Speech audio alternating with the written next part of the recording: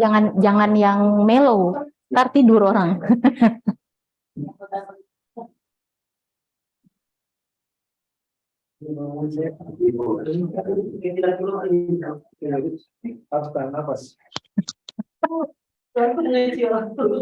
Kayaknya mak di Zoom loh. Yes. Oke, silakan kakak-kakak. Udah ada ininya, lagunya. Manusia kuat. Iya, manusia kuat aja. Oh, stop share ya?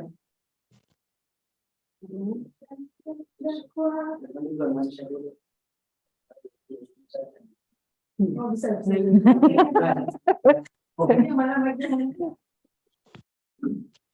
Ini ini kedengaran berarti teman-teman ya, bagaimana dinamikanya kita di kelas ini ya? Oh sudah, kedengaran ya? Kata Kak Yuri, dia mendengar suara dia sendiri ya, betul sekali ya. Jadi kami juga di sini lucu-lucuan ya teman-teman. Kami kan sesinya hybrid. Tetap bahagia ya teman-teman ya, berlatih ya, bikin flow. Ingat tadi pembukaan yang menarik, kemudian perkenalkan diri juga dengan storytelling ya, dengan menarik, kemudian tujuan dari kita membicarakan sesuatu itu apa buat audiens, baru kemudian isi materi kita dan penutup. Sederhana.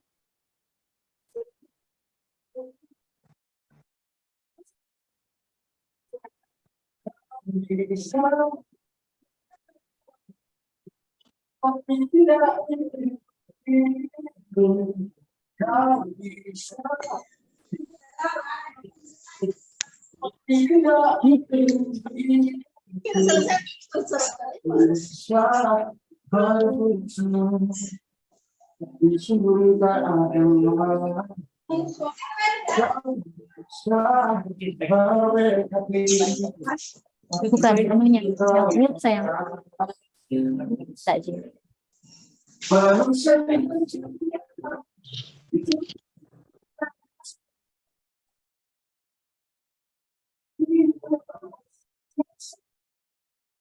Enggak kedengaran? Enggak kedengaran, Miss?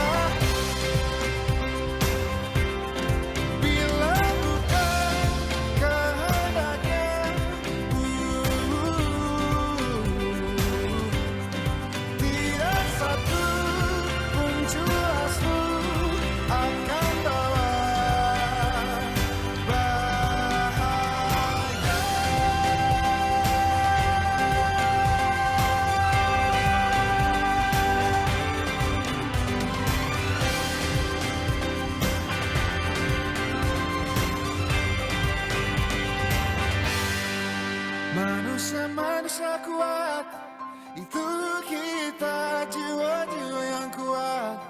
Itu kita, manusia kuat. Itu kita, jiwa-jiwa yang kuat. Itu kita, manusia kuat. Itu kita, jiwa-jiwa yang kuat. Itu kita, manusia kuat. Itu kita, jiwa-jiwa yang kuat. Itu kita. Kau bisa patahkan kakiku, patah tanganku, rebut senyumku, hitamkan putihnya hatiku, tapi tidak mimpi-mimpiku.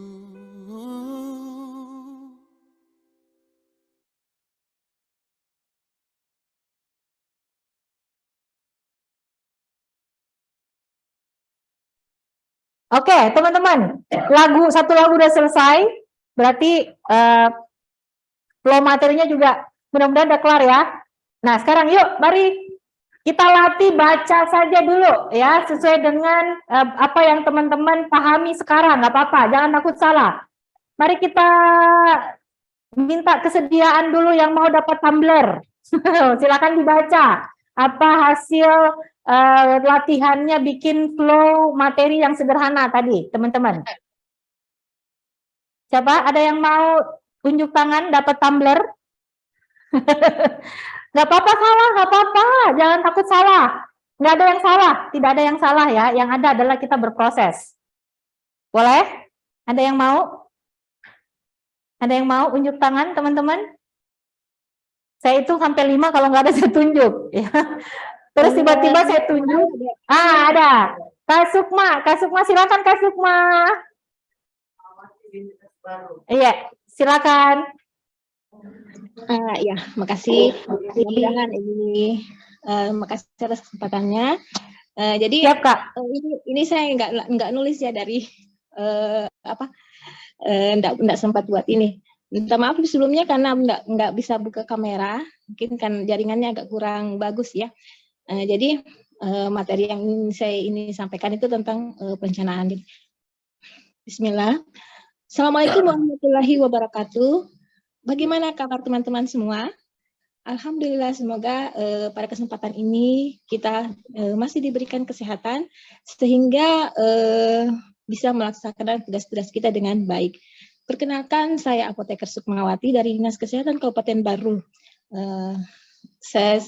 Adapun kegiatan pada hari ini, yaitu kita ingin membagi sharing tentang materi bagaimana membuat perencanaan obat yang baik untuk teman-teman di Puskesmas. Jadi materi yang akan saya sampaikan adalah yang pertama, bagaimana apa itu perencanaan, kemudian yang kedua, bagaimana tahap-tahap dalam membuat perencanaan, kemudian yang ketiga adalah metode-metode apa yang kita buat dalam perencanaan.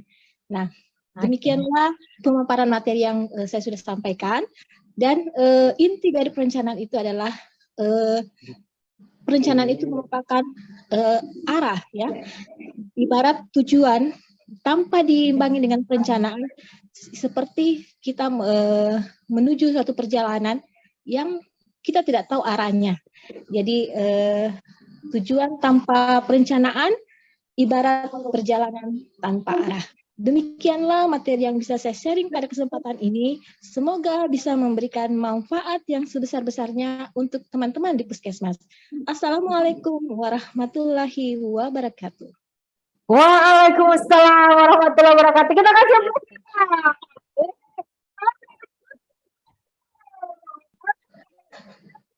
Pak Sukma. Luar biasa ya Pak Sukma, terima kasih. Makasih. Perjalanan yang udah sangat bagus Kak. Kalau saya menangkap Kak Sukma udah biasa ngomong di mungkin sesi tertentu ya Kak. Mudah-mudahan saya tidak salah tangkap karena Kak Sukma sudah cukup lancar dengan menyampaikan kerangka materi yang ada ya, dengan flow yang ada. Tinggal nanti kita akan latih bagaimana vokalisasi ya Kak Sukma. Adapun materinya nanti tinggal diperkaya lagi Kak. Tinggal diperkaya dengan teknik-teknik pembukaan yang mungkin ice breaking diperbanyak gitu ya. Pada saat penutupan juga di sesi-sesi bisa nanti ada interaksi, ditanyain apa sih yang sebenarnya mereka rasakan mungkin selama dalam proses perencanaan, seperti itu Kak. Diajak interaksi nanti dalam kerangka materinya nanti disusun ya Kak. Sukses buat Kak Sukma ya, latihannya ini atau ditunjuk ke baru. Oke, terima kasih. Ya Kak, terima kasih. Ya silakan Kak Sukma. Sedikit kadang menjadi tantangan bagi saya itu kalau misalnya ingin membawa suatu materi, kadang terpikir ya apakah audiens itu bisa menerima apa yang saya bawakan. Jadi kadang itu yang menjadi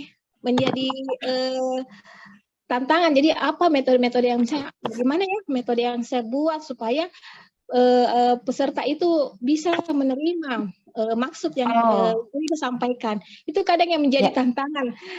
Terus yang kedua itu kadang saya tidak melakukan interaktif, tapi saya lihat responnya itu berlebihan. Jadi saya sudah misalnya jalan, kemudian langsung mendekati kepada peserta, tapi peserta kayaknya diam, nggak tahu apakah mereka mengerti atau paham sekali lah. Itu yang menjadi kadang menjadi tantangan pada saat membawakan materi. Makasih deh. Oke. Siap, terima kasih Kak Sukma. Baik. Waalaikumsalam warahmatullahi wabarakatuh. Ada 2 tantangan yang Kak Sukma dapatkan selama dalam berproses ya Kak, kalau membawakan sebuah materi dalam event-event public speaker ya, sebagai public speaker. Yang pertama adalah teknik-teknik yang digunakan, yang kedua adalah bagaimana membangkitkan rasa ingin terlibat dari audiensnya Kak Sukma ya, seperti itu ya, kalau misalnya kita mendekati atau apa. Nah, ini mungkin untuk memperkaya aja referensinya Kak Sukma, mungkin bisa dicoba.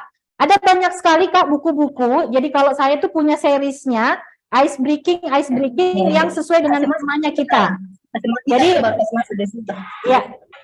Oke, jadi kalau tema-tema atau topik-topik yang kita bawakan misalnya untuk perencanaan obat, maka yang saya lakukan adalah pertama kali ice breaking-nya itu yang kaitannya dengan bagaimana proses perencanaan.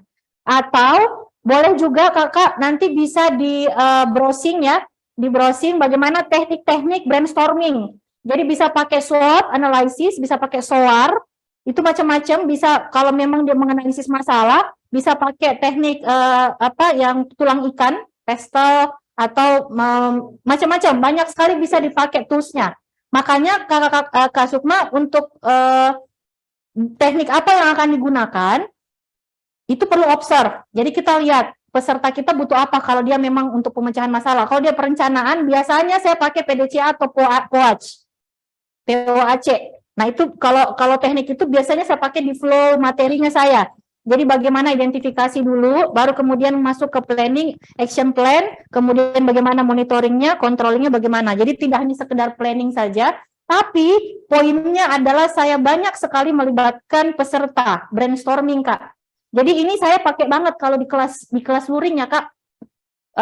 Flip chart, spidol, kemudian sticky notes itu saya pakai banget kalau di kelas luring. Tapi kalau di daring biasanya saya akan banyak pakai tools kayak Mentimeter, Padlet, Jamboard, itu saya pakai semuanya Kak. Kalau mengajak peserta interaksi, memang challenge kita sebagai seorang trainer adalah mengajak orang untuk aktif. Nah, salah satunya adalah menyediakan fasilitasnya supaya mereka aktif, karena tidak semua memang orang ingin menyampaikan pendapat secara verbal. Biasanya ada orang lebih pede kalau dia diberikan aktivitas. Nanti setelah itu kita bikin, kalau saya biasanya karena dibentuk kelompok, biasanya saya bikin kelompok-kelompok kecil supaya mereka ada waktu untuk mereka berinteraksi, ya. Itu kelompok-kelompok kecil itu mereka kemudian diskusi di kelompoknya, baru kemudian mereka nanti saya bikinkan semacam exhibition. Jadi hasil kerjanya ditempel, baru kemudian satu-satu datang seperti stand booth pameran gitu, satu-satu datang untuk bisa melihat. Nah itu interaksi-interaksi seperti itu memang penting untuk kita pelajari Kak. Nanti di sesi yang lain akan saya kita berbagi lagi tentang itu ya, teknik-teknik dalam memfasilitasi. Jadi memang itu teknik fasilitasi. Ada macam-macam Kak. Nanti di satu sesi tersendiri akan kita kupas itu ya. Terima kasih Kak Sukma. Terima kasih. Ya, siap. Sama-sama Kak. Berikutnya teman-teman, kita akan lanjut ya. Latihannya udah tentang bagaimana materi. Nah, sekarang kita akan masuk teman-teman di latihan kita yang kedua, yaitu bagaimana kita punya body language yang juga bisa menyampaikan pesan. Nah, ini seperti apa teman-teman? Mari kita lihat ya. Oke, sip. Mari kita lanjut. Ini kalau kata, nah ini kata saya coba browsing ya, dan juga di buku-buku sudah banyak juga mengupas. Kalau teman-teman ada yang mengikuti sosial media saya, itu bisa saya sudah saya sebutkan ya. Jadi ada salah satu teori atau yang menyebutkan ya, kalau kita itu dalam menyampaikan pesan, ya, dalam penyampaian pesan kita, 7% itu diterima orang lewat apa yang kita sampaikan. Cuma 7%. Ini seorang peneliti namanya Albert Mehardian. Dia bilang 7% itu diterima apa yang kita sampaikan lewat perkataan, lewat verbalnya kita. Ya. Kemudian 38% itu diterima lewat bagaimana intonasi dari suaranya kita, tone-nya kita. Dan 55% itu dari body language, dari gesturnya kita. Makanya kalau teman-teman, kakak-kakak semua lihat saya, kenapa diutuhkan ini tampilan saya sekarang, karena kita akan masuk ke sesi body language, ya. Dan kalau teman-teman memperhatikan saya dari pagi sampai siang hari ini, tidak pernah berhenti tangan saya kiri kanan, ada pesan-pesan tertentu. Nah, ini akan kita lihat apa pesan-pesannya dari body language saya, ya. Mari kita lihat, teman-teman. Ini sambil latihan, ya. Saya juga pengen nanti lihat teman-teman bagaimana proses berlatihnya. Nah, ini sama ya, sama. Oke, kita lanjut. Nah, ini teman-teman. Saya pengen teman-teman kita lihat dulu nih. Ini gesture-gesture yang kita perlu berhati-hati ya. Bagaimana gesture kalau saya sementara saya bicara terus saya begini, teman-teman. Bisa dibayangkan apa yang akan teman-teman lakukan? Kabur ya, kabur. Atau saya begini. Pada saat saya ngomong, sambil saya ngomong, saya bilang, teman-teman semua, ya entah saya kedinginan atau apa gitu ya, tapi, atau saya bilang begini, atau saya bilang, saya nggak marah. Yang mana yang kakak-kakak pahami? Saya begini, terus saya bilang, saya nggak marah. Ayo, yang mana yang teman-teman tangkap? Kata-kata saya nggak marah atau gestur saya? Gesturnya. Gestur tubuhnya. Gestur tubuh. Maka ini penting untuk kita pelajari, kakak-kakak semua, teman-teman semua. Saya kasih serangkaian yang simpel ya, tapi saya menggunakan beberapa referensi teman-teman untuk gestur, terutama ada buku satu yang saya lupa judulnya, tapi itu dalam bahasa Inggris. Kayaknya sudah ada bahasa Indonesianya. Nanti silakan teman-teman cari di Gramedia, mudah-mudahan masih ada ya, karena ini buku lama. Tapi bisa juga cari ke internet deh bagaimana gestur-gestur tubuh. Ini yang saya kasih yang standar kalau kita ada di sesi-sesi training ya, atau kita di sesi-sesi media yang event yang agak besar gitu. Nah, yang pertama teman-teman, bagaimana hand gesture? Apakah memang tangan kita perlu begini-begini saja gitu ya? Cukup yang penting sana gitu ya. Enggak juga gitu ya. Jadi ternyata ada beberapa, ini yang saya kasih yang standar ya, tapi ada beberapa gesture tangan juga yang menunjukkan pesan-pesan tertentu. Nah, yang paling sering dipakai oleh para public speaker ya, yang pertama adalah waving the ball namanya. Ini waving the ball. Waving the ball ini ketika kita mau memberikan sebuah pendekatan atau teori atau sebuah pendapat, ini boleh kita pakai apakah kiri atau kanan silakan. Ini namanya waving the ball. Ini waving the ball. Saya jarang pakai ini. Saya jarang. Kenapa? Karena saya lebih banyak ingat yang tadi di awal ya, bahwa citra diri. Saya lebih banyak karena kayak nilai diri saya adalah integritas, disiplin atau apa, saya lebih sering begini. Nggak tahu itu ya, itu tadi karena apa yang ada di dalam mindsetnya kita itu kan termanifestasi dengan tindakan yang kita lakukan. Jadi sering sekali saya begini. Ya nggak apa-apa juga, karena kalau yang berikutnya adalah cutting. Cutting ini message-nya adalah kita ingin menekankan kepada satu kalimat. Jadi kalau misalnya kita bilang, jadi kalau teman-teman ingin berhasil, nah ini boleh pakai begini. Cutting namanya. Mau kanan mau kiri silahkan.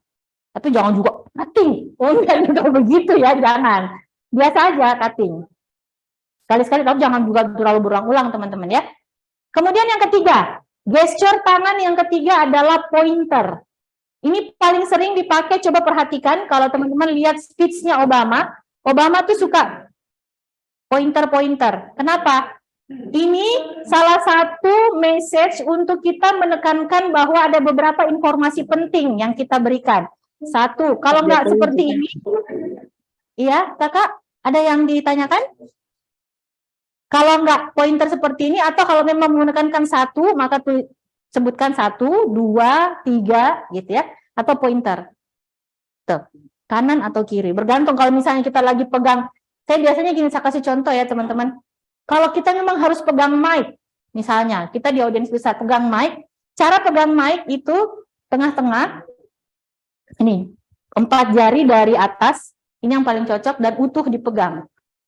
Kalau biasanya kita pakai pointer bisa tergantung preferensi teman-teman ya, mau mic-nya di kiri atau kanan. Tapi kadang-kadang saya, kalau memang saya harus ada gesture tangan yang saya mau tampilkan, maka pointer itu saya taruh di tangan kanan bersamaan dengan mic, baru kemudian gesture saya di kiri. Jarak antara mic dan mulut itu seperti ini teman-teman, dua slice gini lah, dua kepal. Jangan terlalu begini juga. Tapi kembali lagi kita sesuaikan dengan karakteristik mic. Ada yang biasanya teman-teman mic-nya harus kencang, dia karena nggak terlalu sensitif, maka kita lebih dekat. Tapi jangan begini, upayakan dia agak di bawah. Posisinya begini, tengah-tengah. Ya. Gesture, upayakan ada satu tangan yang tetap bisa bebas untuk menyampaikan message-nya kita. Ada satu. Jadi itu lebih powerful informasinya. Gitu ya. Nah, sekarang yang kedua, palm up. Palm up ini menunjukkan bahwa kita sikap terbuka. Kalau teman-teman perhatikan, saya banyak sekali pakai begini tadi ya. Ini adalah saya ingin mengirimkan pesan bahwa saya terbuka dengan semua informasi, dengan semua pengalaman yang teman-teman sudah share. Silahkan kalau kita mau memberikan kesempatan dengan tangan yang terbuka. Sebaliknya, kalau memang di dalam speech-nya kita ingin menunjukkan otoritasnya kita, maka palm down. Tenang.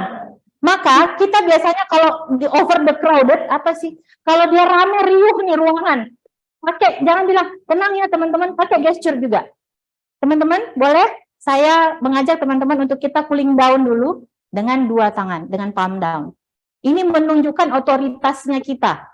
Gitu ya, secara psikologis orang akan ikut. Ini saya nggak sering, tapi biasanya yang sesi seperti ini kalau sesi speech, tapi kalau sesi fasilitasi jarang saya pakai. Kenapa? Kita akan dapat image dari peserta bahwa kita tertutup. Jadi hati-hati dengan palm down ya. Nah, selanjutnya teman-teman, gesture berikutnya ada yang namanya staple. Staple tuh seperti ini modelnya ya. Staple itu kita ke bawah, jadi segitiga ke bawah. Ini bisa kita lakukan kalau kita sedang dalam kondisi berdiri tapi tidak memegang sesuatu. Staple.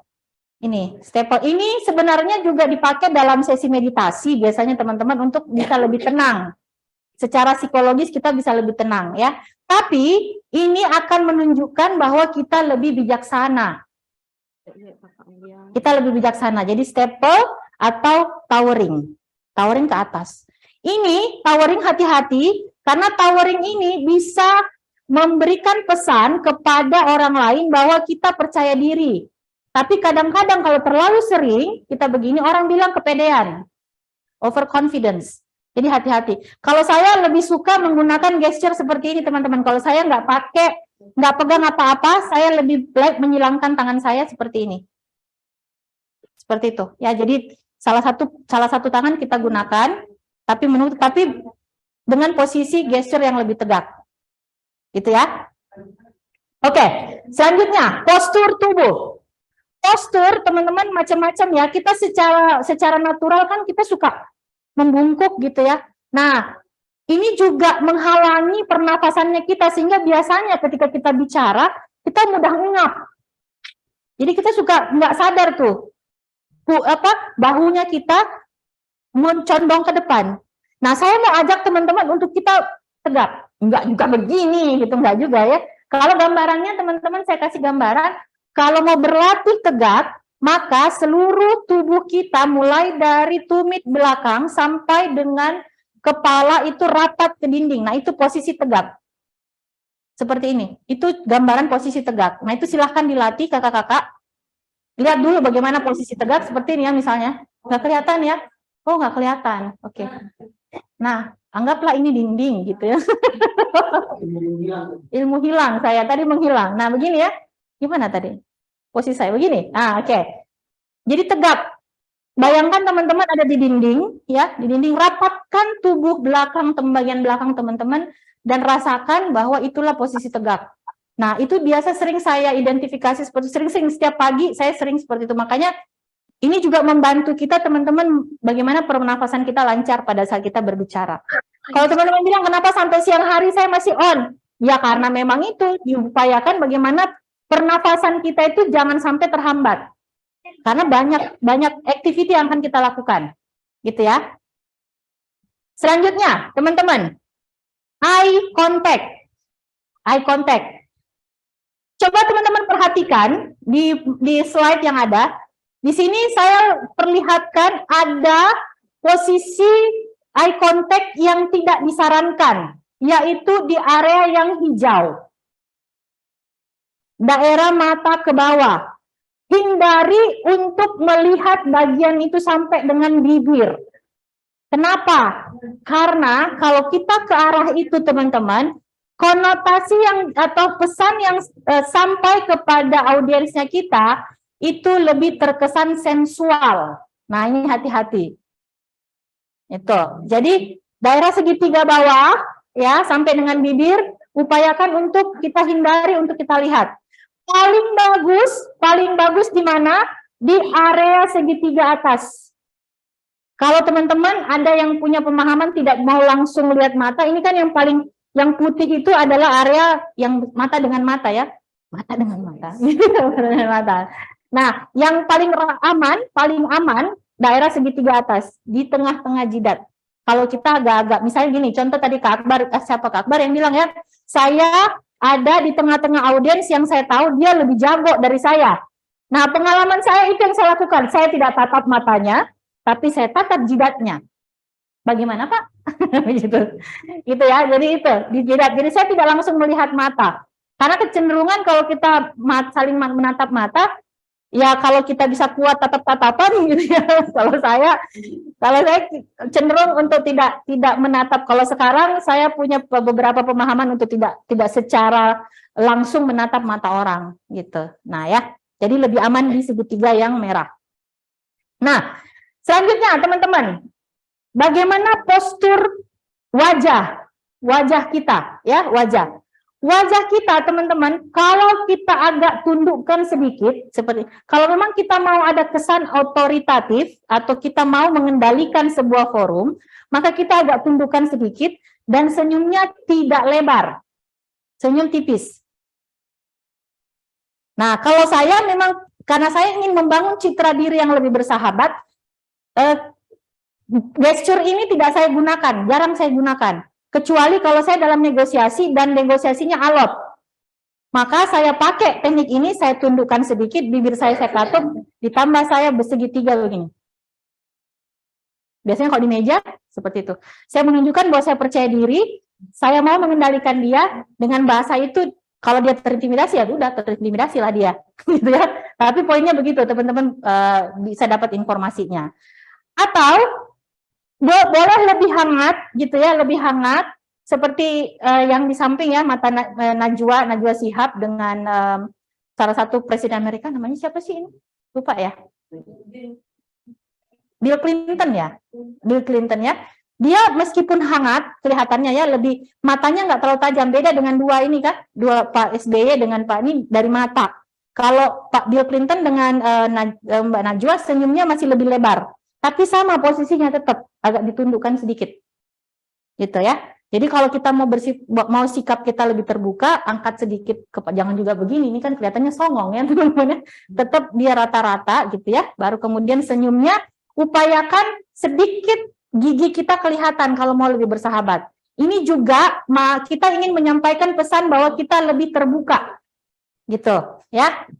Selanjutnya, nah ini teman-teman. Gesture yang sedikit merapatkan bibir, lebih agak ini, nah itu kelihatannya seperti baby face, tapi tetap disegani katanya begitu ya. Tapi ini saya nggak pernah pakai teman-teman. Baby face, yang sebelah kiri nggak baby face ya. Tapi teman-teman, gesture ini jarang saya pakai karena ini bisa memberikan kesan yang agak sedikit negatif gitu ya, apalagi bagi perempuan. bagi wanita ini hati-hati menggunakan gesture ini gitu ya. Kalau saya jarang, bukan jarang, malah nggak pernah saya pakai itu kecuali sama suami saya. Kemudian selanjutnya, udah ya, yang terakhir. Nah, saya ingin perlihatkan teman-teman posisi kaki kalau kita sedang berdiri seperti ini dalam waktu yang lama. Kalau mungkin teman-teman bertanya, kenapa saya sampai jam segini masih bisa berdiri tegak gitu ya. Nah, ada posisi kaki yang memang perlu kita perhatikan supaya postur tubuhnya kita itu bisa lebih stabil. Yang pertama, kalau memang kita bukan yang kidal ya, kanan, kaki kanannya agak ke depan sedikit ya. Ini kaki kanan agak ke depan sedikit. Kemudian kaki kiri itu sekitar 2 step, 2 kaki gitu ya, dua langkah ke belakang. Ini menghadap ke samping kiri depan, menghadap berapa derajat nih? 15 derajat ya. Nah, ini posisi yang paling stabil untuk perempuan. Untuk perempuan. Kalau untuk laki-laki ini begini ya posisinya ya teman-teman, begini. Jadi tadi tinggal diganti aja. Kalau misalnya yang kidal biasanya kan depan, kiri. Kalau saya biasanya tergantung. Kalau mic saya pegang di sebelah kanan, saya ingin tangan saya yang kiri bergerak, maka kaki kiri saya depan, sehingga ini lebih condong ke depan. Gitu, teman-teman. Ya. Kalau laki-laki tetap aja, karena kan laki-laki memang posturnya lebih kuat di panggul ya, di pinggang ke bawah, maka nggak apa-apa, biasa aja. Jangan juga begini, teman-temannya biasa aja. Ya saya kurang lebih 2 step. Maju lagi. Kelihatan nggak? Nah, seperti ini ya teman-teman ya. Laki-laki jadi sedikit lebih kecil daripada ukuran bahu. Gitu. Karena kalau laki-laki bahunya kan agak besar, kalau dia ikutin bahu dia malah jadi kayak ngangkang. Teman-teman, ya. Gitu. Sampai di sini. Ada yang ingin ditanyakan, teman-teman? Ada yang ingin ditanyakan? Kalau sudah tidak ada yang ingin ditanyakan, saya yang bertanya. Enggak. Kita berlatih teman-teman. Saya mau ajak teman-teman dengan tugas yang tadi sambil berdiri. Ini karena mic-nya nggak kelihatan, orang-orangnya nggak kelihatan.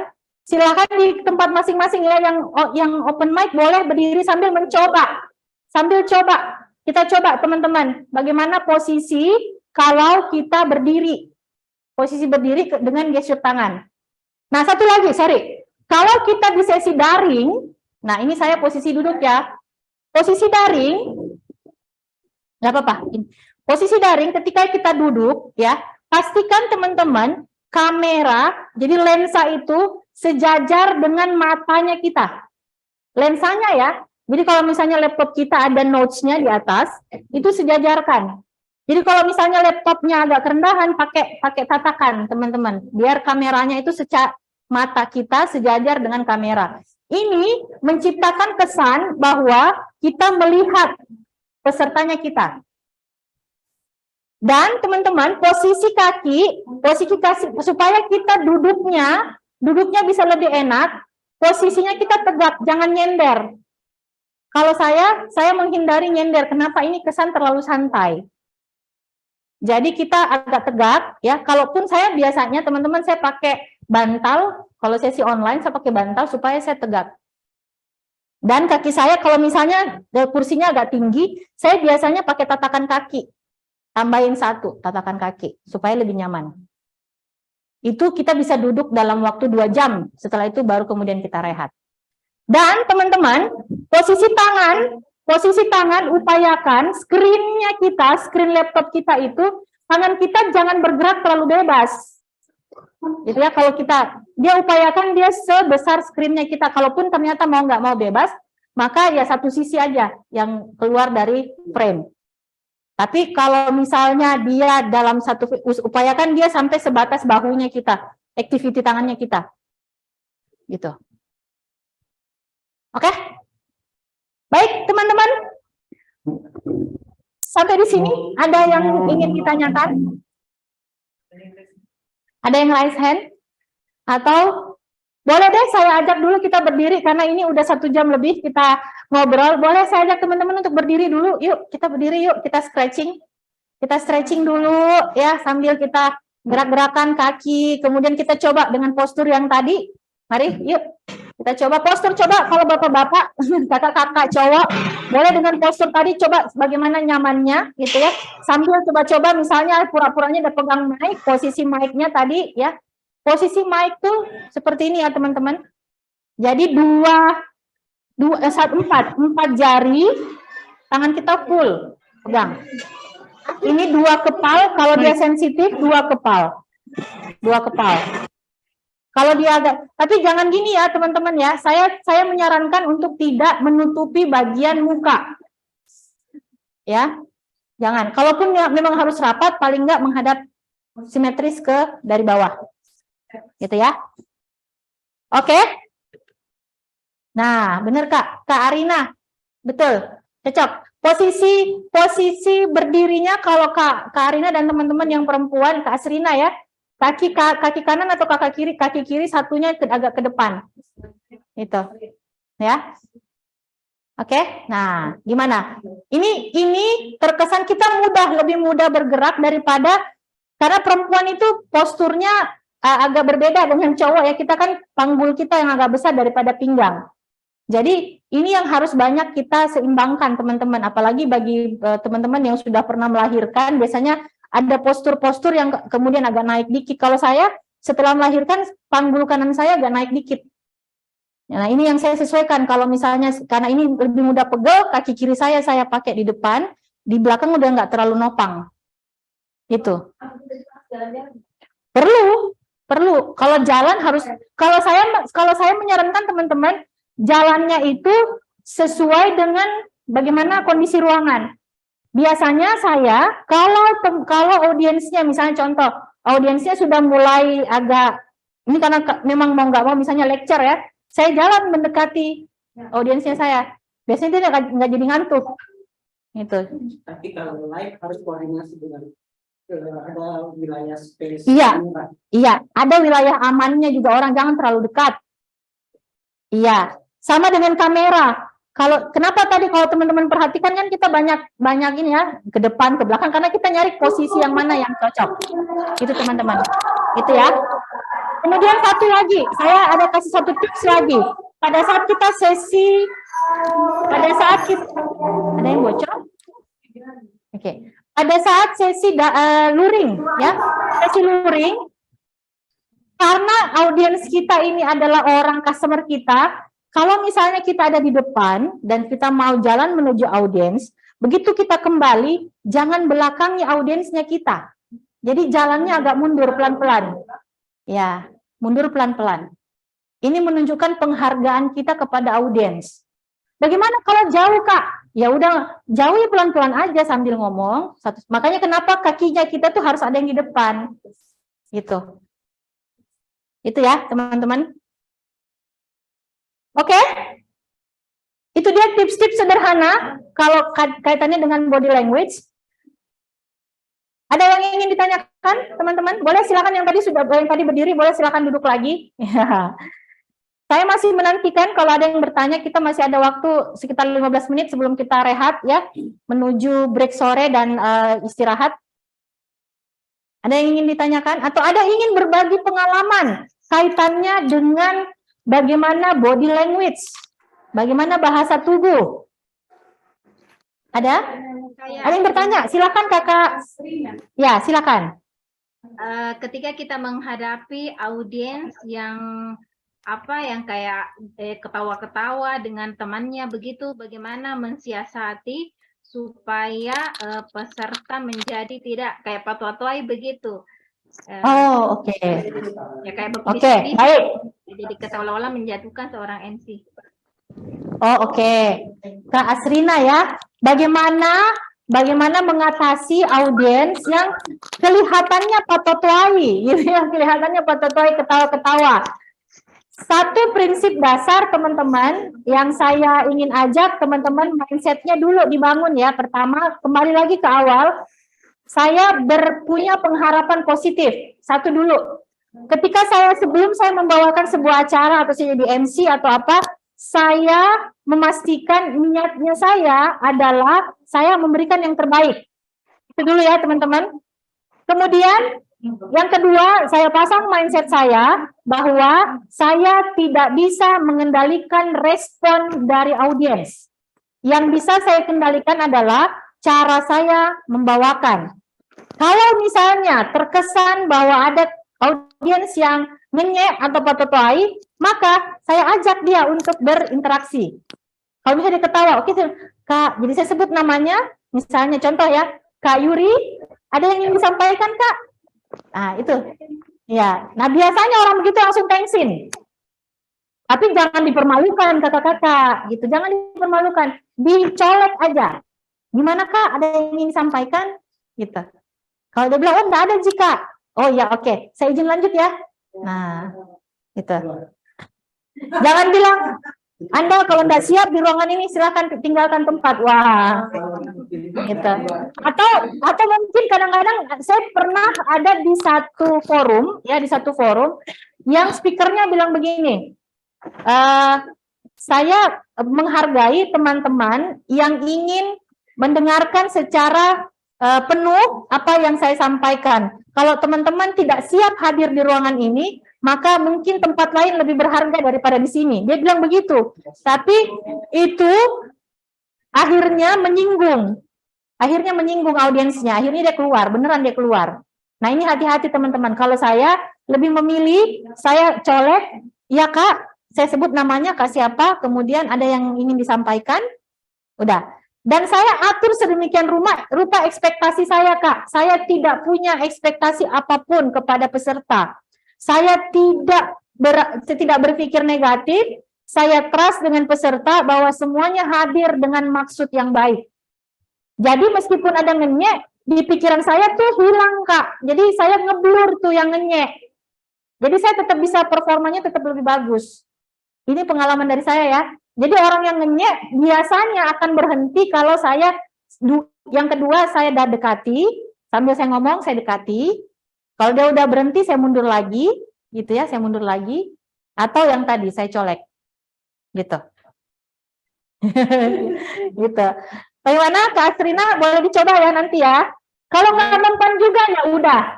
Kalau nggak mempan juga berarti teman-teman ada cara kita yang perlu kita perbaiki. Mungkin kita bikin aktivitas tertentu. Apakah kita perlu ice breaking? Ajak mereka berdiri. Kalau saya biasanya begitu. Yuk, Bapak Ibu, teman-teman, kita berdiri dulu, kita stretching dulu. Karena orang sudah bosen gitu ya. Udah bosen atau apa. Atau mungkin dia memang butuh suasana yang baru. Ingat bahwa kita hadir untuk memenuhi kebutuhan orang. Gitu ya. Jadi kalau ada audiensnya kita yang menunjukkan sikap yang tidak bersahabat, mungkin bisa jadi karena pendekatan kita yang memang perlu kita perbaiki. Ya. Oke, Kak Asri? Ya. Bisa ya? Ya. Oke, baik. Terima kasih Kakak. Ada lagi Kakak? Terima kasih ini. Di chat? Iya, sama-sama. Di chat saya izin balik lagi ya Kakak ya. Posisi pada saat interaksi sama teknik. Oke. Gesturnya pada saat pemberian obat. Oke. Nah, dari Kak Adi Arianto. Adi Arianto. Bagaimana posisi atau gesture tubuh kita saat bawa materi sambil interaksi? Oh, oke. Itu dulu yang pertama ya, Kak. Bagaimana posisi kita saat interaksi? Nah, interaksi macam-macam ya, Kak. Macam-macam. Kalau saya menyarankan, Kak, ada jarak amannya dari peserta. Orang punya jarak aman masing-masing. Dari manusia, dari teman-teman, jaraknya itu satu kepal begini Kak. Jadi upayakan pada saat kita berinteraksi itu jangan terlalu dekat. Ini jarak aman sepanjang ini, satu kepalnya kita. Jadi jangan terlalu dekat. Jadi satu kepal, jadi satu lancang depan gitu ya, lancang depan. Ini sepanjang itu. Jadi itu upayakan dan sikap kita Kak, kalau kita mau sikap terbuka. Ya, sikap kita terbuka, jangan terlalu condong ke depan. Jadi kayak misalnya bahunya kita jangan terlalu condong, gitu ya. Jangan terlalu maju. Biasa aja. Kemudian upayakan berhati-hati dengan sentuhan.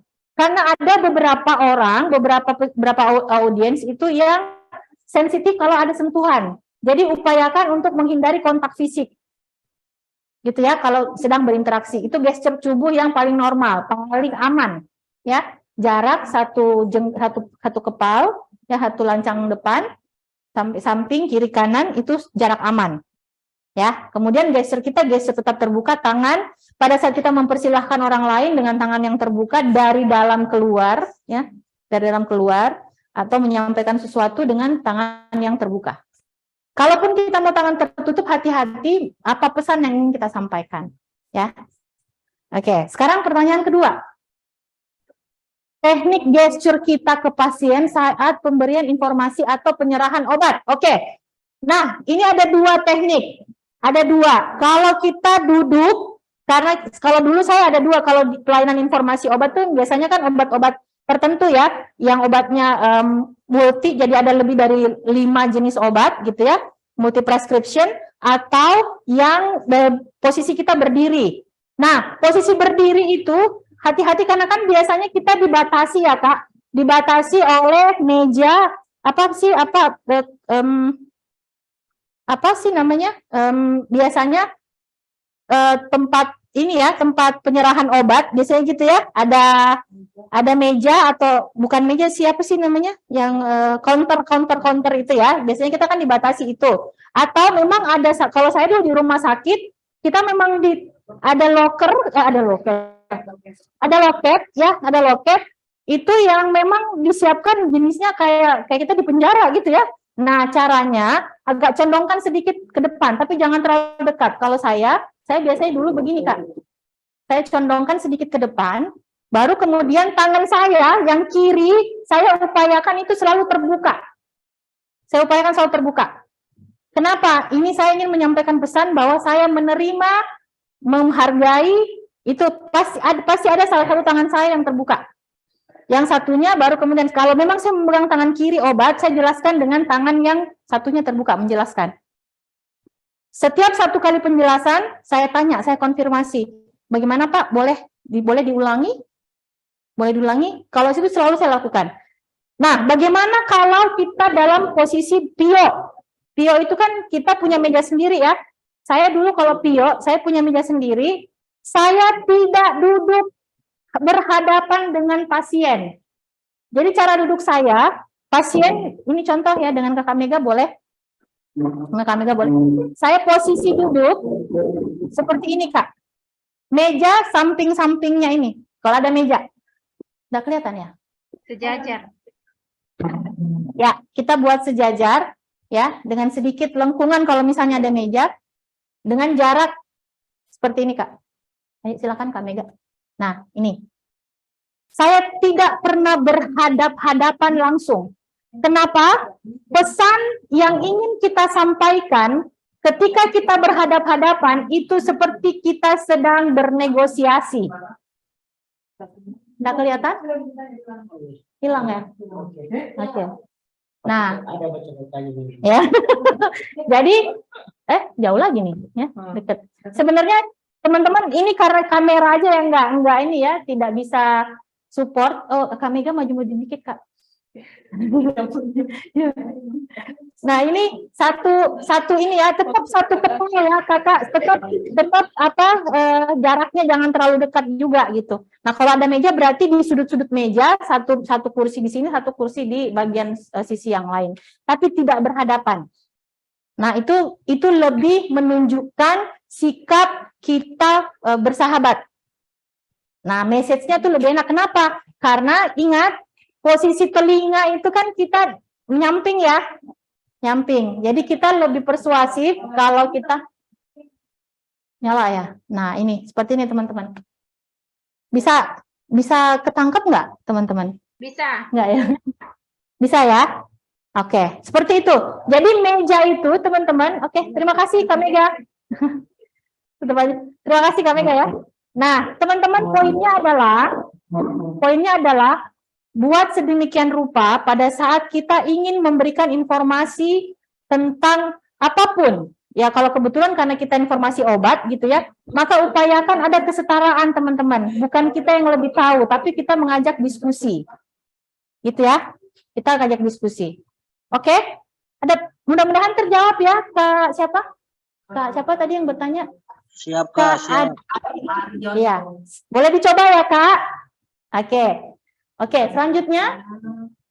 Bagaimana cara mengetahui orang ini kalau disentuh tidak senang? Oke, bagaimana cara mengetahui dari Kak Sukmawati ya, bagaimana cara mengetahui orang ini kalau disentuh tidak senang, karena saya kadang merasa empati dan itu spontan saya lakukan. Sederhana, tanyain, boleh nggak saya sentuh? Kalau saya selalu tanya. Karena saya teman-teman, bahasa kasih saya, ingat ya, kita punya, kalau teman-teman baca buku love language atau bahasa kasih, kita punya macam-macam bahasa kasih. Bahasa kasih saya adalah sentuhan. Jadi saya ketika empati dengan orang sama dengan Kak Sukma, saya cenderung akan peluk orang, gandeng orang, tepuk-tepuk orang. Tapi saya selalu pastikan bahwa dia nyaman. Maka saya selalu tanya, boleh nggak saya peluk? Boleh nggak saya gandeng? Boleh nggak? Konfirmasi aja Kak, sesederhana itu. Jangan langsung, ingat, kita menjaga privasi orang lain. Gitu ya. Oke Kak? Iya, iya. Mudah-mudahan Iya, terjawab terima ya. Iya. kasih. Sama-sama. Ada lagi Kak? Tidak ada. Aman ya? Oke, pas jam 3 kakak-kakak, kurang 10 menit, jam 3, kita akan break dulu ya. Kita akan break selama asar jam berapa ya Kak?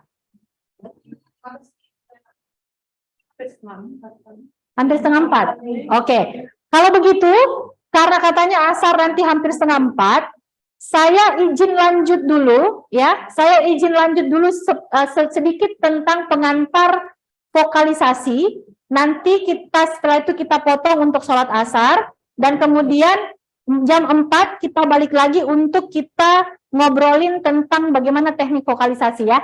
Boleh teman-teman ya? Bisa ya? Bisa. Oke, siap. Terima kasih kakak. Nah, Ya, terima sekarang kita akan lanjut ya. Kalau nggak ada lagi pertanyaan, kita akan lanjut ke